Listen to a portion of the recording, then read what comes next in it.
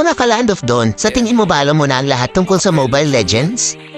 Paano kung sabihin kong may mga lihim at teknik na ginagamit ng mga high-rank players na hindi napapansin ng karamihan? Ngayong araw, pag-uusapan natin ang ilan sa mga sikreto sa Mobile Legends na pwedeng makatulong para mas tumaas ang iyong win rate. Unang lihim, hindi kills ang pinakamahalagang sukatan ng galing.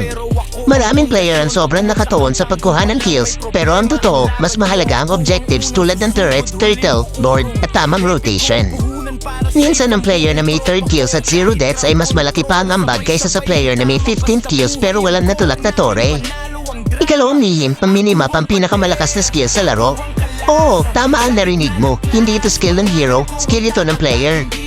Ang mga mythical glory at mataas na rank ay halos bawat segundo tumitingin sa minimap dahil dito, alam nila kung saan ang kalaban, kung kailan magre-retreat at kung kailan pwedeng umatake.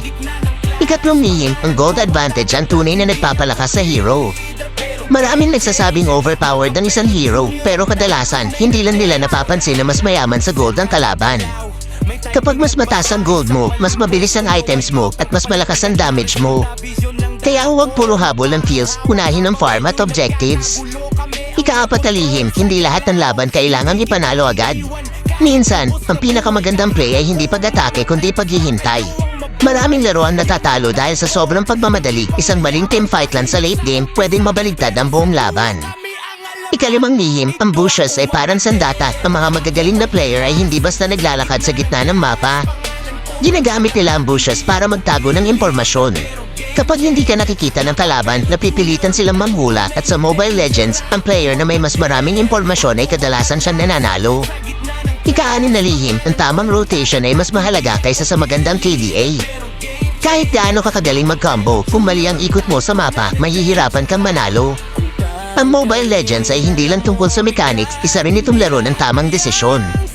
At ang huling lihim, ang pinakamalaking kalaban mo ay hindi ang enemy team, kundi ang sarili mong emosyon. Kapag nagalit ka, nainis o nagpadala sa trash talk, bumababa ang kalidad ng iyong mga desisyon. Ang mga pinakamagagaling na player ay marunong manatiling kalmado kahit dehado. Kaya sa susunod na maglaro ka ng Mobile Legends, tandaan mo ang mga lihim na ito.